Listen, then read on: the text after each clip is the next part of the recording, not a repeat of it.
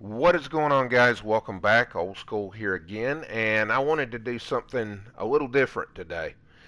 Yes, I've got my She-Ra character here in DC Universe Online, but I'm just kind of using her as a backdrop while I give my short review of the new Masters of the Universe Revolution that just dropped yesterday on Netflix.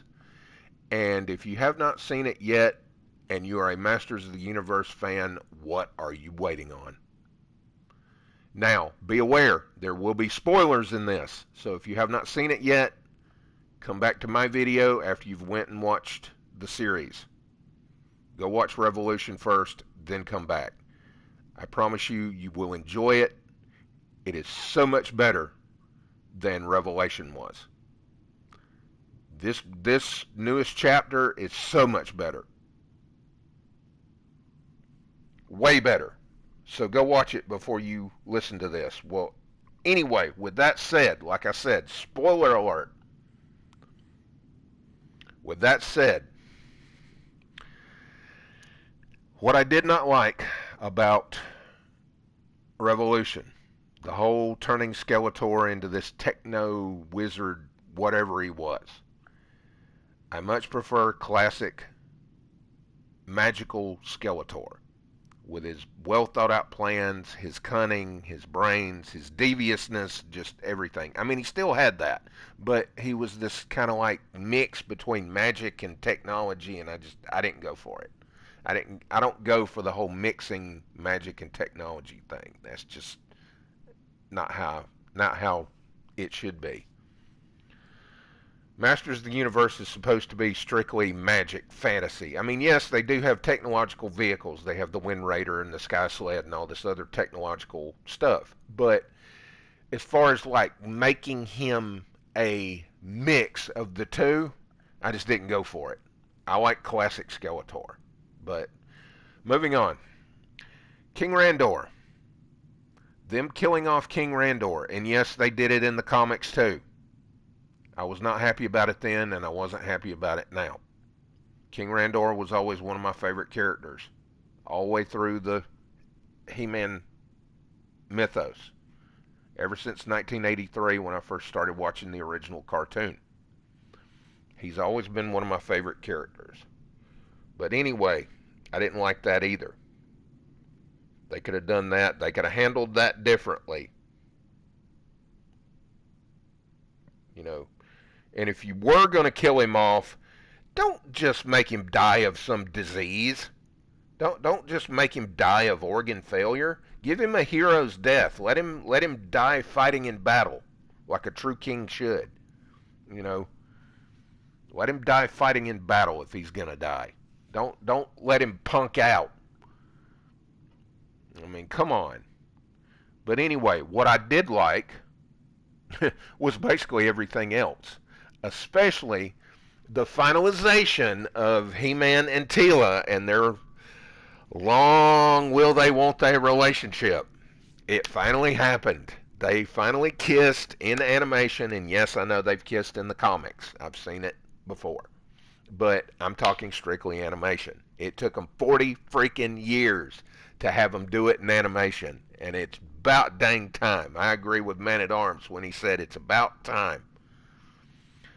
But anyway, what I liked was basically the rest of everything else, the whole thing. It was a really good story, especially early on in the fifth episode.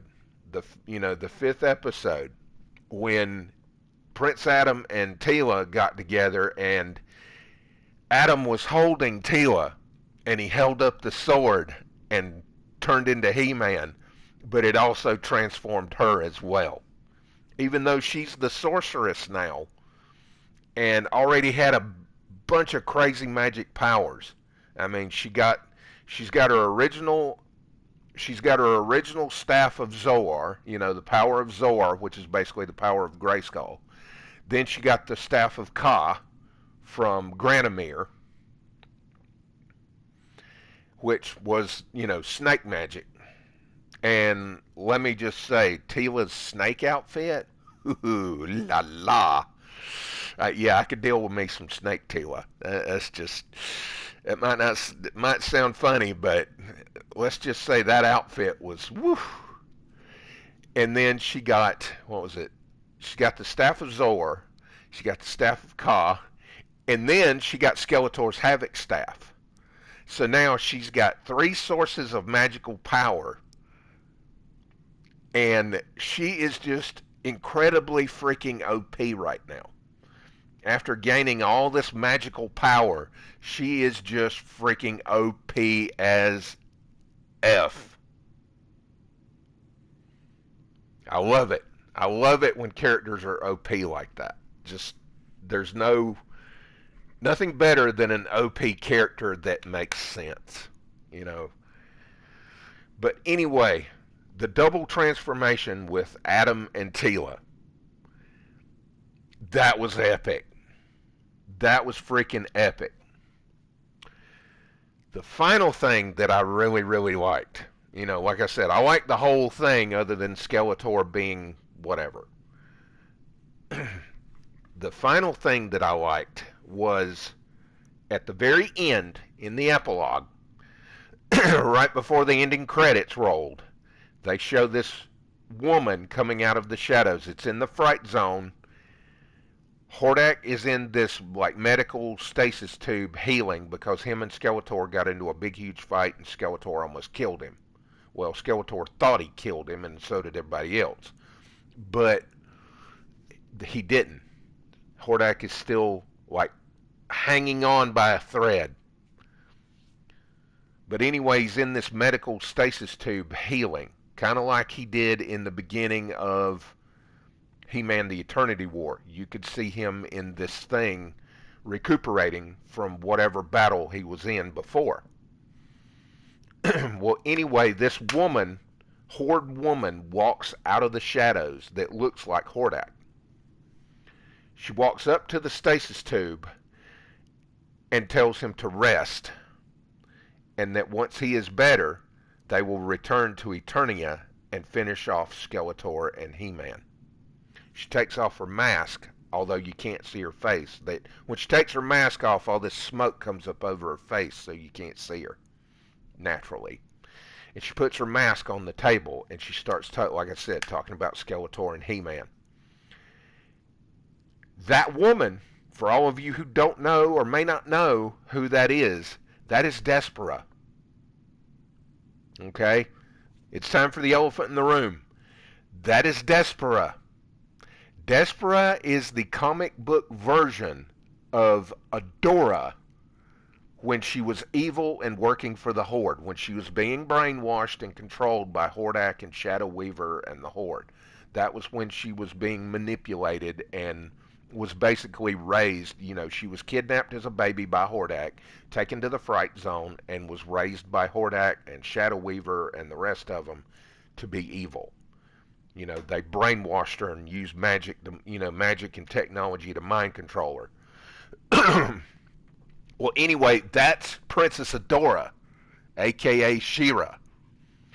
And my thing about that is, if Kevin Smith, if you are going to bring Despera into this situation, if you're going to bring her into the series, you damn well better be prepared to give us Adora. You better have it worked out, all the legal red tape, whatever it is, you better have found a loophole, whatever you need to do, you better be prepared to give us Adora. And you better be prepared to eventually give us She-Ra. Because if you don't, and you gaslight us, and we come to find out that you've used Despera to introduce some off-the-wall, no-name, whatever character, and you have no intention of bringing Adora and She-Ra into the mix, you are going to piss off a lot of fans, and I'm going to boycott your ass. I will never ever support or watch anything you ever make again. If you rob us of Adora and She-Ra after introducing that character, that is it for me with you. We are officially divorced, as they say. But anyway, guys, that was just my short review of Masters of the Universe Revolution. If you have not seen it yet, go watch it. It is way, way, way, way, I can't say it enough, way better than Revelation was. Especially part one of Revelation. Part one of Revelation was an absolute debacle. We won't go into that. That horse has been beaten enough. We won't go into that. But anyway, guys, that's just my little quick tidbit on Revolution. If you haven't watched it, go watch it. I can't stress it enough. It's pretty dang good. But anyway, y'all have fun. Be safe out there, and we will catch y'all next time.